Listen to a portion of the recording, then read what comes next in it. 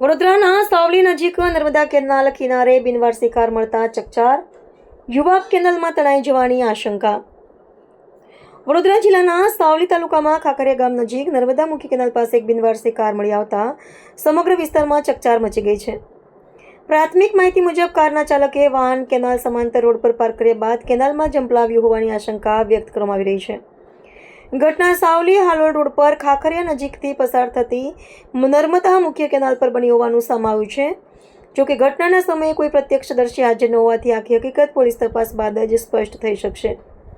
પ્રાથમિક માહિતી અનુસાર વડોદરાના તાંદલજા વિસ્તારમાં રહેતા આશરે 33 વર્ષીય સૈયદ આલેરસુલ મુસ્તાક અલી કેનાલમાં તણાઈ ગયા હોવાની માહિતી મળી છે।